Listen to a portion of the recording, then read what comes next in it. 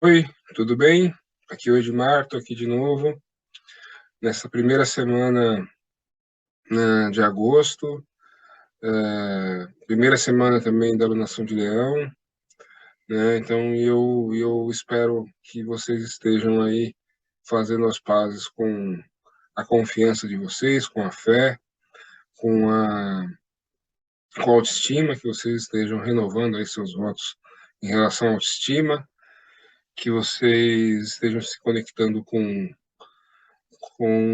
ideais, né, de progresso e de realização que vocês possam ter idealizado algum dia, que vocês possam ter vislumbrado, né? Então, o signo de Leão tem essa capacidade, né, de exprimir essa vontade de se tornar aquilo que ele quiser.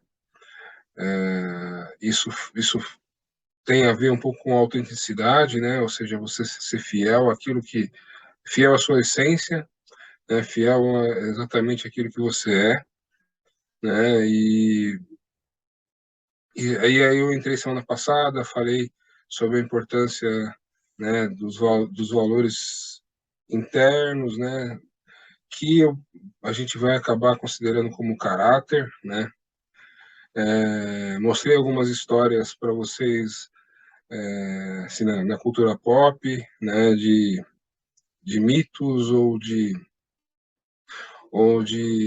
até ideias, até filmes de fantasia, mas que sempre trazem ali a questão, né, da valorização do nosso ser real, né, que em último caso é a nossa consciência, né, nossa consciência eterna, né, nosso Deus interno. Então, quanto a gente é fiel a isso, né, o quanto a gente é fiel ao que a gente é, a nossa essência, é isso que são os principais pontos que serão tocados aí nessa nação de Leão. Isso e são pontos que também serão tocados e não serão muitas vezes questionados, né? Eu acho que esse mês vão ser criadas várias tensões e são tensões que vão fazer uma seguinte pergunta para nós, né? Vão perguntar exatamente se a gente é fiel, né, a nós mesmos, né? Se a gente é fiel ao que a gente é, se a gente não acaba por abrindo mão do que a gente é, ou muitas vezes se adaptando, né, a, ao que o outro espera da gente e acaba perdendo a essência, né, perdendo essa conexão com a essência. Então, são tensões bastante provocativas, né, então, são tensões bastante que têm um potencial, né, de conflito, um potencial de criar situações, né, de realmente situações de confronto, né? Por isso que eu quis, semana passada eu quis mostrar, né, para vocês que o confronto muitas vezes é com nós mesmos, né, com o nosso interno, o quanto a gente assume, né, as nossas responsabilidades também, né, e quanto dessa responsabilidade a gente também a gente existe aquela questão, né, de você acabar passando a responsabilidade para os outros, né, e o quanto mais a gente assume a nossa própria responsabilidade, mais fácil enfrentar ess- esses desafios, né, ligados ao signo de Leão. E aí, né, falando, acho que o ponto mais importante dessa semana é a lua crescente em Escorpião, né, e é uma lua, né, onde a gente pode exercer poder, né, mas a gente só vai conseguir exercer poder se a gente levar essas situações com consciência, né. Ah, e aí, é lógico, eu vou ter que explicar um pouco sobre o que é escorpião, o que significa escorpião dentro dessa relação de leão, né? E aí eu tenho que dizer que se a gente contar, né, a partir do de leão, né, a gente vai chegar na casa 4, ou seja, escorpião é a casa 4 de leão, ou seja, escorpião para leão representa a família, né, e tudo aquilo que está ligado com o emocional, com as questões emocionais, né, e para quem é estudante de astrologia sabe que também a gente herda, né, muito do nosso emocional, a gente herda da nossa própria mãe, né, as questões, ou seja, a nossa base emocional é muito ligado com a mãe. Então, a casa 4 tem a ver com essa base emocional, né, e a mãe é uma das representações aí que a gente tem na vida da casa 4. Então, a, é, e se a gente fosse pensar só no signo de Leão, né, como é que Leão encara, né, a família e a mãe, né?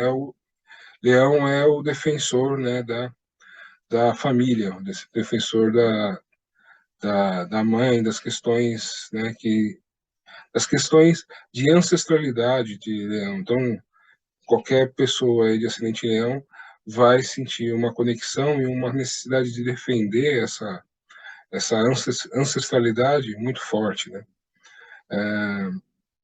E principalmente, né, por ser escorpião e por ser o escorpião seu signo, das grandes provações, né, é, das grandes, ah, das grandes lutas internas, né? É, então, a família, né, e a mãe vai funcionar para quem tem ascendente em leão dessa forma, como se fosse uma grande, algo que precisa ser resgatado, algo que precisa ser salvo, né? De outra forma também a gente pode pensar que representa assim a grande transformação, né? Um ponto de extrema transformação para quem tem ascendente em leão. Pensando como Ares, né? A gente fosse pensar na jornada do herói, eu já mostrei para vocês, né? O oitavo passo da jornada do herói é a aprovação suprema, né? A grande luta, né? O grande conflito, né? Que o herói tem que passar. Então, o escorpião, se a gente fosse pensar na jornada do herói, né? Nesse ciclo maior, né? Da jornada do herói, escorpião já representa, né? Essa grande transformação, né? Eu até fiz um vídeo especial, né, para falar ali, né, do Bhagavad Gita e contar a história do campo de Kurukshetra, que é né, uma representação da nossa luta entre, né, que é uma luta que acontece no nosso emocional, né, porque temos é, apegos, né, emocionais, temos conexões com a nossa família, com a nossa ancestralidade e esse campo, né, ou seja, que é a nossa própria mente, né, ali vai ser travada as questões, né? Muitas vezes, é, muitas vezes essas questões acontecem relacionadas são culturais, né? Olha, a minha família segue determinada religião, determinada forma de pensar e eu penso diferente, né? Eu preciso eu para continuar evoluindo preciso pensar diferente, então todas essas questões são colocadas à prova, né? Isso num ciclo maior, na jornada do herói, mas também acontece num ciclo menor, quando a gente pensa, né, no signo de leão. Né? O signo do escorpião tem traz essa profundidade a mais para o signo de leão. E, na minha visão, traz, né, a grande capacidade de leão tem de renascer, né, de realmente se transformar, porque como eu disse no início do vídeo, né, Leão tem uma grande capacidade de se tornar aquilo que ele quiser, né? Usar essa força de vontade para se tornar aquilo que ele quiser. Mas esse processo, para ninguém, ele é fácil, né? Muitas vezes temos quedas, sofremos perdas, né? E renascer, né? Ter essa capacidade de renascer, sem perder a fé, sem perder a vontade, né, inicial, é uma capacidade que o Signo de Leão ele desenvolve, né? E é lógico, isso é mérito do signo Escorpião, né? O signo Escorpião que dá essa capacidade de fênix, né? Mas o signo de Leão, ele vive essa, essa, essa capacidade, né, dessa fênix, desse renascer das cinzas dentro do seu, corpo emocional, né? Então ele acaba vivendo tendo essa capacidade de renascer, né, e demonstrar muitas vezes o mesmo entusiasmo, a mesma empolgação que ele tinha quando ele sofreu a perda, quando ele sofreu a queda. Então essa é talvez a grande mensagem do dia de hoje. E aí eu trago alguns exemplos, né, para vocês, que são bastante interessantes. E a gente pode, semana passada eu falei da cultura pop, hoje eu vou buscar mais dentro da mitologia e da religião, então a gente pode, eu acho que uma das referências, né, do signo de Leão que a gente tem, sim, mais forte é o Avatar de Jesus Cristo, né? Então ele tinha vários símbolos ligados a ele, né? Ele era o Avatar de Peixes, então todas as questões ligadas ao signo de Peixes que vocês conhecem, né? Andava sobre as águas, vivia com pescadores, né? Multiplicou os peixes, né? Demonstrava no seu modo de vida uma extrema empatia, uma extrema compreensão da natureza humana, né? Então isso tudo é peixes, né? Mas vocês podem ver que na vida dele sempre teve uma uma luz, né, dizendo, sempre buscando, né, a realeza, sempre buscando, né, que ele fosse ali aquele que conduz os povos, que conduz as pessoas, né. Então ele tinha esse aspecto leonino, né. E aí eu já falei isso algumas vezes aqui, mas se você usar a astrologia, né, se você contar novamente, se você contar os signos a partir de peixes, vocês vão encontrar na casa 6, ou seja, a casa do trabalho, o signo de leão, ou seja, toda pessoa de ascendente em peixes, desculpa, tem ali como trabalho, né, como rotina, o signo de leão, ou seja, são pessoas que sabem comandar, né? Então, fica aí esse ponto aí para reflexão. Mas ali Jesus tinha, né, então, alguns momentos, né? Então, quando Jesus, acho que o principal, ele ia ser crucificado, né? Colocaram ali uma placa sobre ele dizendo, né, tirando sarro ali, né? O rei dos judeus, né? Como se ele não fosse digno de ser rei dos judeus, né? Mas na verdade ele é rei de todos os homens, né? Mas o que estava sendo questionado ali era se ele era rei dos judeus, né? E vocês podem ver que a resposta dele, né? Somente ele quando ele conversa com Pôncio Pilatos, né? Sempre traduz alguém com extrema presença de espírito, né? Que sabe exatamente quem é e o que está fazendo. Tudo isso é leão, né? Quando ele conversa com Pôncio Pilatos diz para ele, olha, eu tenho o poder de te soltar, né? Eu tenho o poder de te liberar e ele fala para Pôncio Pilatos, não, você tem poder porque te foi dado, né? Faz o que você tem que fazer, não o que você quer fazer.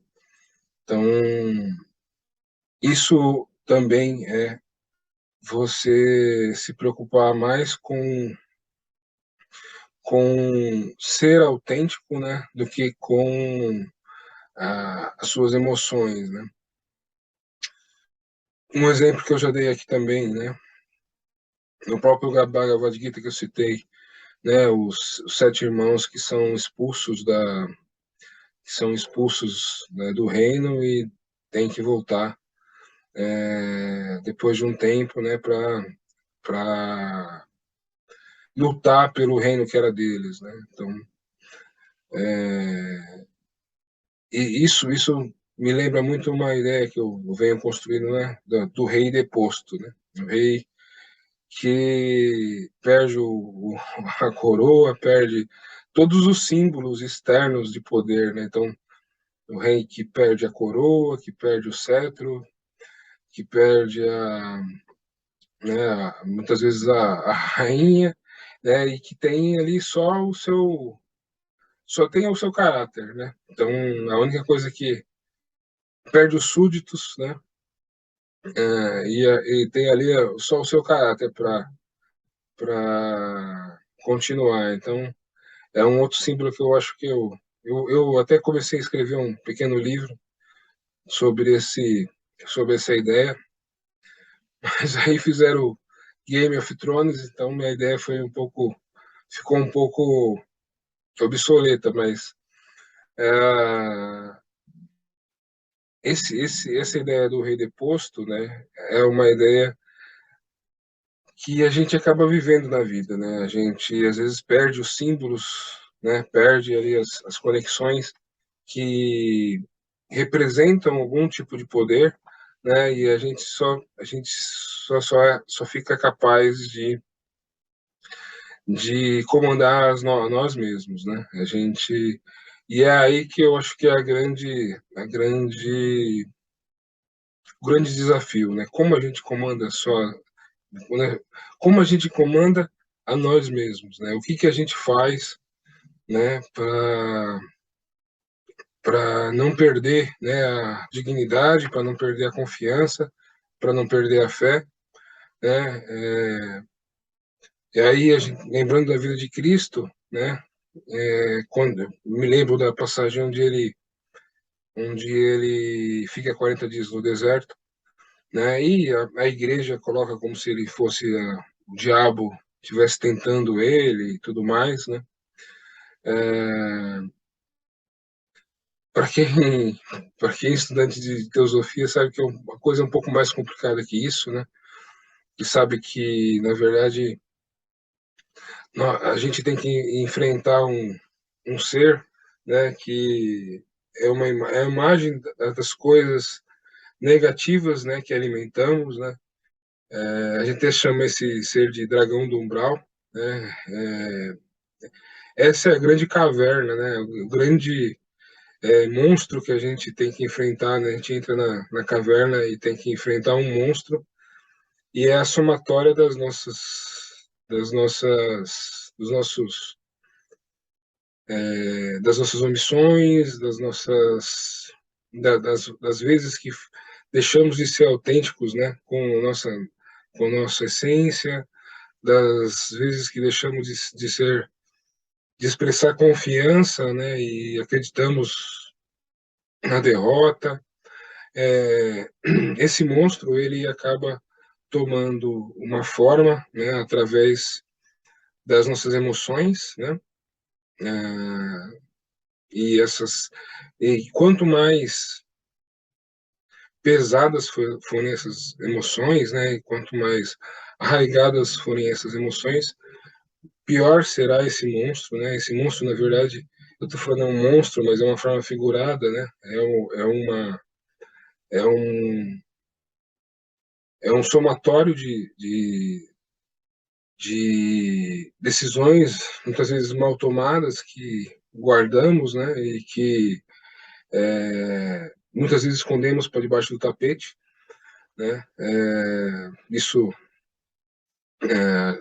muitas vezes o que se estuda num processo, né, de psicológico, numa consulta num psicólogo, né, é muitas vezes, sim, puxar, né, como se fosse um cordão, né, para puxar essas questões para fora, esses traumas, essas indecisões,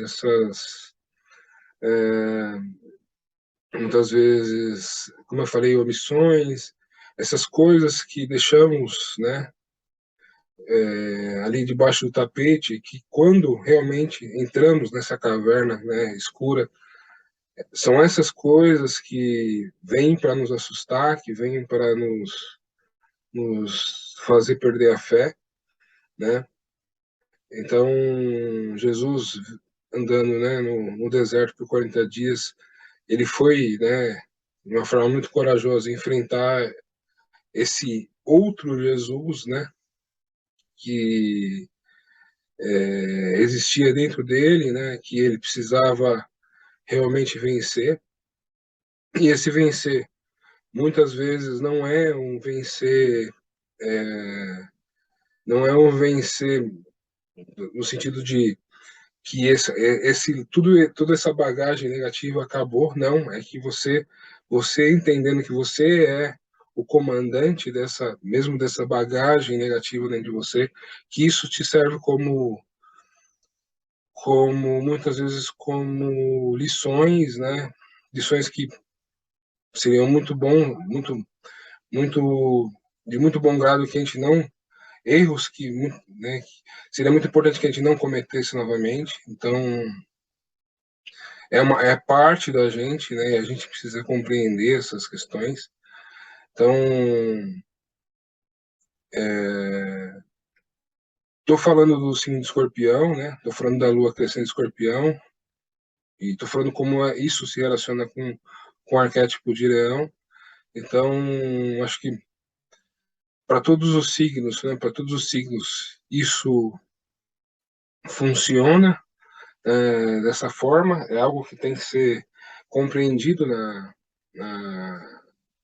tem que ser compreendido emocionalmente, mas para Leão tem esse peso porque representa exatamente essa caverna, né, que precisa ser o herói, essa caverna que o herói precisa entrar, né, para poder matar o dragão ou salvar a princesa, né? Essa caverna, ela precisa ser vencida nesse mundo emocional e ela e é preciso coragem para fazer isso.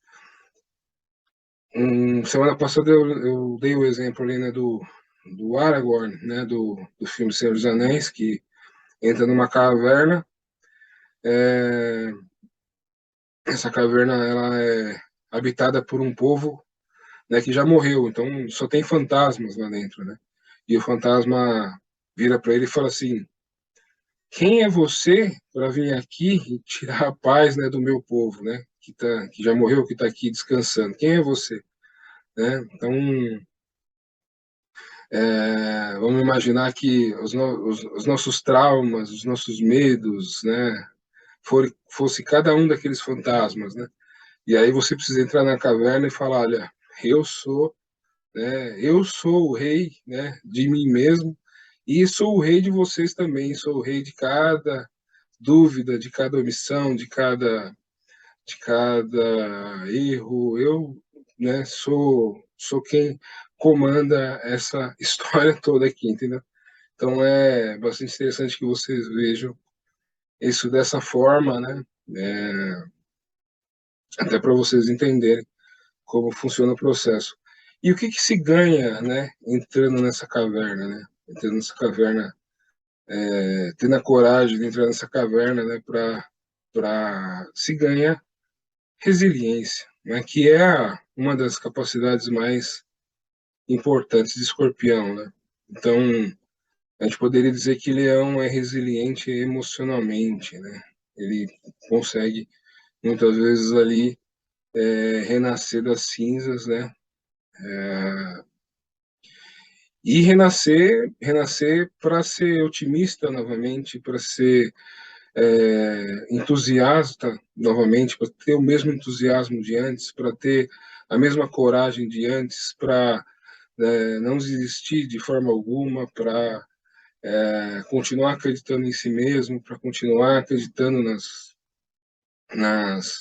nos seus sonhos, nos seus desejos, naquilo que ele imagina que é certo, naquilo que ele imagina que é valoroso, né?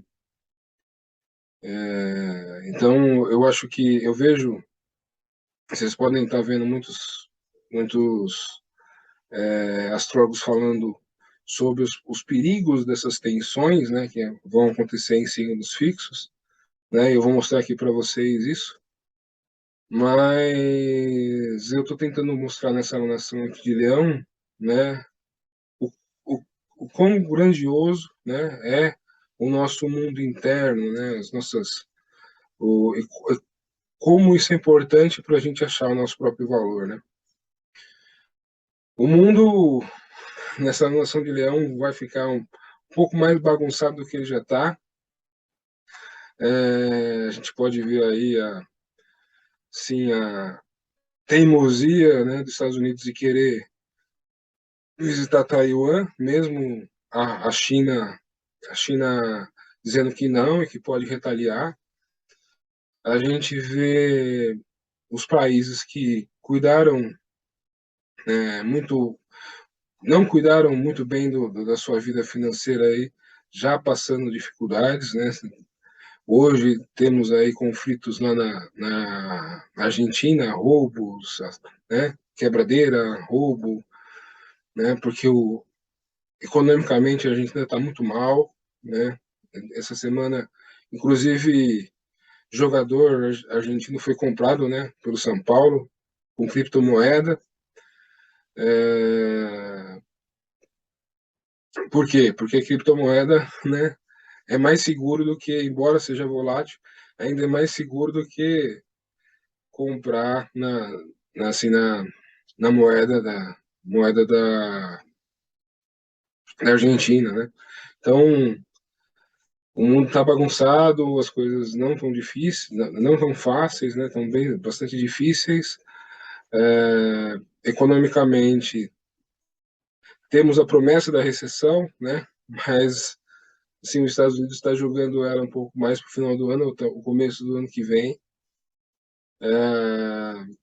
E temos aí que tomar cuidado. Esse é um outro risco dessas tensões, porque essas tensões vão envolver o signo de Escorpião, o signo de Touro, e eu já expliquei para vocês o quanto o signo de Touro tem a ver com a produção de recursos, né, produção material, né, e Escorpião também ou seja, com a reciclagem, né, desses bens materiais, né, com a reutilização, reaproveitamento, né, de tudo que foi produzido. O Escorpião tem essa capacidade de, de fazer essa contribuição, né, da reciclagem. Então, são questões bastante importantes e elas vão culminar na lua cheia, né, onde Sol vai ficar oposto a Saturno e Lua, ou seja, se essas questões elas colocam em xeque a nossa autoestima, né, o quanto a nossa visão do valor que a gente tem, nessa lua cheia, né, o público, ou seja, o outro, vai ter uma importância muito grande nessa visão, né? Ou esse público vai questionar o nosso valor, né? Ou ele vai também, de certa forma, desvalorizar, né, essa imagem que a gente tem da gente mesmo. E isso é bastante interessante, né? A gente pode pensar o signo de Leão também como um ator, né, que representa representa um filme, representa uma peça, e no final, né, o que ele quer é que todo mundo aplauda, né? Que o público aplauda. Mas e se não aplaudir, né? Ele vai deixar de acreditar naquele trabalho que ele fez, ele vai deixar de acreditar naquilo que ele representou no trabalho, né, que ele teve de estudar o texto, de saber como estudar cada emoção, né, que ele tinha que representar, cada pensamento, cada ideia que tinha que colocar em palco. Então, são essas questões, né, que eu, às vezes, acabo complicando aqui para vocês, acabo trazendo elementos de mitologia, de religião, mas é só para acrescentar, né, é só para realmente que vocês possam olhar com profundidade e ver que elas são questões que se repetem, né, de várias formas, mas sempre tem que, as questões são sempre as mesmas, né? Só que vividas de formas diferentes. Então, é isso que eu queria trazer para vocês, né? Espero que vocês aproveitem, né, essa lua crescente de Escorpião para alimentar a resiliência de vocês, para fortificar essa fênix, né, que surge das cinzas mesmo,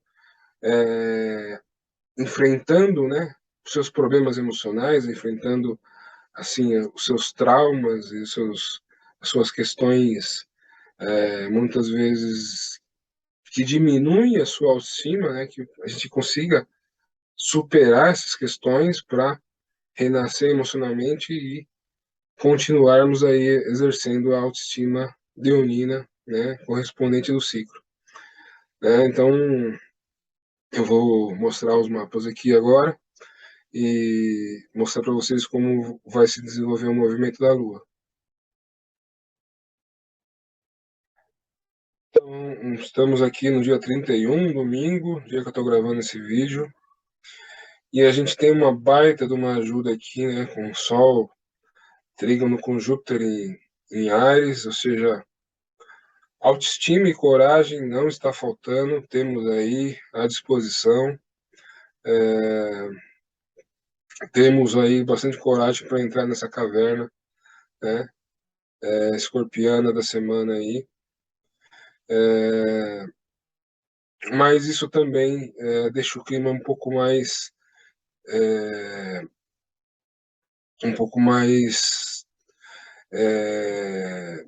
eu acho que conflitos podem surgir, né? Disputas podem surgir.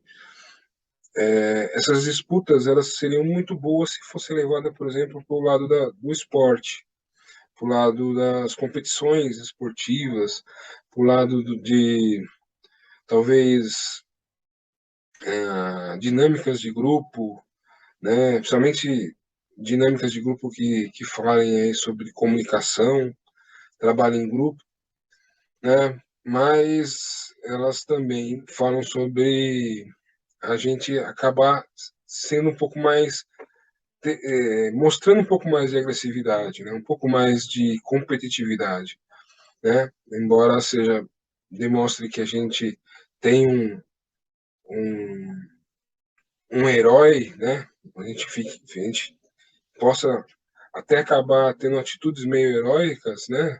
Corajosas demais, né? Mostrando até que é o excesso de coragem, né? Que é a temeridade, né? Então a gente pode extremamente positivo, mas cuidado com o exagero, né? Cuidado com o excesso só, né? Então, extremamente positivo, por exemplo, a gente ser competitivo no esporte, né? Mas a gente pode ser competitivo no esporte, né? Por exemplo, dar um carrinho no adversário e, né, um carrinho que pode machucar o adversário, né? Então, é esse tipo de análise, esse tipo de diferenciação que a gente tem que fazer, né? E aqui o que pode, né, realmente deixar a gente incomodado emocionalmente é aqui Mercúrio fazendo oposição para Saturno, consequente quadratura aqui para Marte e Urano em Touro. Então, é, poxa, eu sempre falo para vocês, né? É, planetas em signos fixos nos, nos, nos dão um ganho muito grande de perseverança, resiliência, força de vontade, né? Mas também nos deixam um bocado teimosos, né? Um bocado resistentes, né, à mudança, né? Então aqui, se a gente a gente sabe disso, a gente tem à disposição aqui uma baita de uma força, né, de realização, né? Que Mercúrio está em Leão, ou seja, eu posso comunicar, né, as minhas qualidades, né, comunicar quem eu, né, as possibilidades que eu vejo no processo. Posso vender uma ideia, posso vender um produto, né? Aliado com esse Saturno aqui em Aquário, quer dizer que eu posso colocar tudo isso à disposição do grupo. Eu posso colocar tudo isso à disposição do público, né? E o Marte e Urano aqui em Touro tá falando que eu posso ser extremamente produtivo, posso criar um método, uma forma de, sabe, de produzir em larga escala, de fazer coisas diferentes, né? Pensar um modo de produção, né? Um tipo de planejamento que me possibilite fazer coisas, fazer alguma coisa, produzir algo melhor e mais rápido, né? Mas será que a gente vai usar dessa forma? Né? Muitas vezes a gente vai exercer uma teimosia na forma de pensar, né? Aquário, uma teimosia na forma de agir, Touro, e uma teimosia na forma de se vender, né? Uma forma de teimosia nas nossas convicções, Leão, né? Então, tomem cuidado com as teimosias, né? Que é o maior inimigo nosso. Quando esses planetas, aliás, quando esses signos fixos estão fortes, é a nossa teimosia, né? E teimosia é, aliada com uma certa agressividade, uma certa competitividade, não dá muito certo, né? Então, veja aí, né, a teimosia dos Estados Unidos em querer visitar Taiwan, mesmo a China dizendo que não vai permitir, né? Então,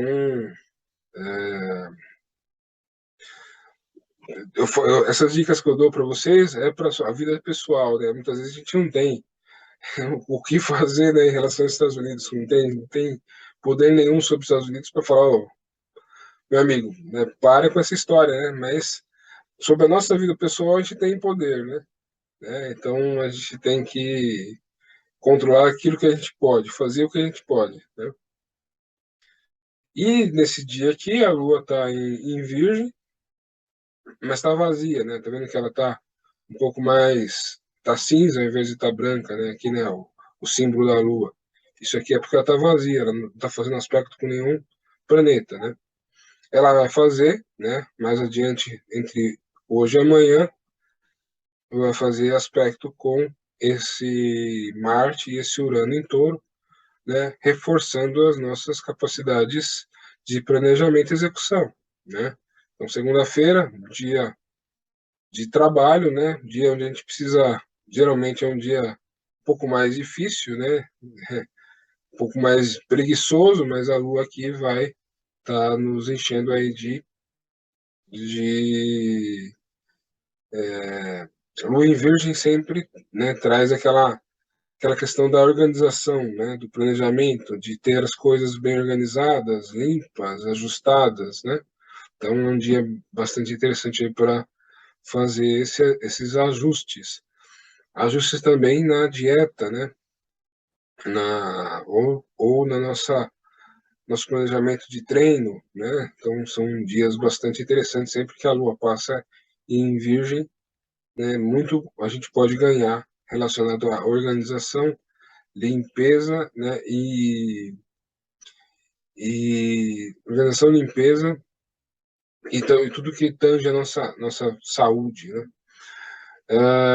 Lembrando que o que, o que Leão, né, aspira, né, aquilo que Leão quer, né, ele acaba executando, quem acaba executando é Virgem, ou seja, o caminho que Leão abre, quem acaba executando, quem acaba botando as coisas no lugar é Virgem. Então, essa lua também, né, fala sobre botar em prática as coisas que a gente idealizou aí na lua nova. Essa lua também faz uma posição com Netuno aqui, que pode nos trazer aquela questão, né, que as questões do eixo Virgem Peixes, ou seja, o que é real, pragmático, né? Posso tocar, posso, né? Que são ações diretas no mundo direto, no mundo concreto, né?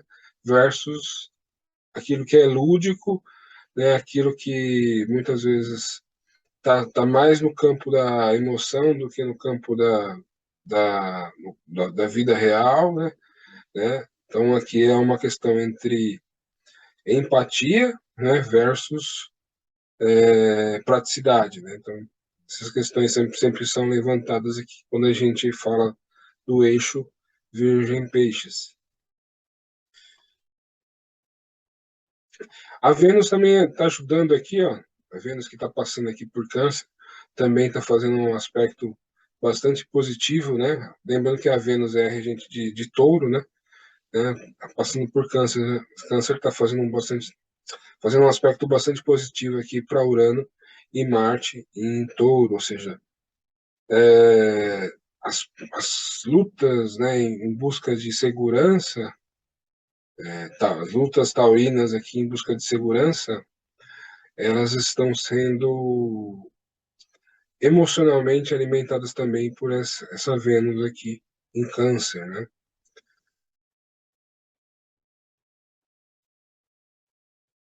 E aí chegamos na terça-feira, a Lua entra em Libra. Entrando em Libra, ela vai fazer uma oposição, né, para Júpiter em Áries e, consequentemente, vai fazer um sextil aqui para o Sol, né? No passar do dia, ela vai fazer um sextil para o Sol. Então, isso aqui, é,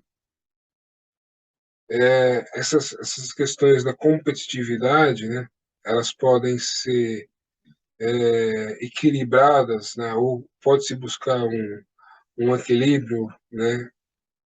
Com a ajuda dessa Lua passando em Libra aqui, né? Que vai funcionar meio como aquele, né? Aquela pessoa que está muitas vezes ali num grupo onde existe uma certa competitividade e essa pessoa vem ali para abrir os olhos, né? Falando, olha, você pensa desse jeito, a outra pessoa pensa de outro jeito, né? Vamos criar um jeito, uma forma de um somar com o trabalho do outro, né? Então, essa lua passando aqui em Libra e também vai falar também aqui, né? Que a lua passando em Libra sempre vai deixar a gente assim, mais propenso ao diálogo, mais propenso a, a cooperar, a realmente tentar equilibrar conflitos, né? Então, essa lua passando aqui tem esse efeito. É até um momento bastante interessante, né? Ela passando em Libra aqui no dia 2, terça e quarta.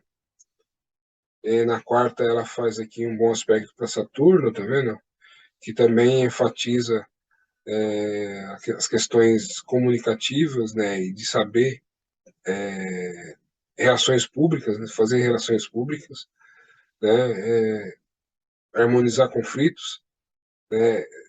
Até uma preparação, né? Momentos de preparação aqui para a entrada da Lua em Escorpião, né? Antes de entrar em Escorpião, ela faz um bom aspecto para Mercúrio e Leão, ou seja, também vai alimentar as nossas capacidades de vendas e marketing, saber promover a nossa imagem, né? Então, questões de estética, questões de por exemplo, saber fazer uma thumb de um vídeo do YouTube, saber fazer um banner de sobre um produto que você está vendendo, né? Essas questões são muito enfatizadas aqui com essa. Também a oratória, né? Saber falar em público, saber se expor em público também são muito favorecidas aqui, né? Mas o movimento da Lua, ela é rápida, né? Então ela já entra em Escorpião aqui. Então entre a quinta e a sexta-feira, Lua entra em Escorpião, né? E essa aqui é a sexta-feira com a Lua crescente Escorpião oposta, né? Ou seja, a quadratura aqui, né, de Sol e Lua, os dois estão no grau 13, né? Então a quadratura entre Sol e Lua é exata, né? Então existe essa tensão, né? Sol em Leão e Lua em Escorpião, né? Ou seja, nessa tensão envolve todos aqueles fatores que eu citei para vocês sobre essa questão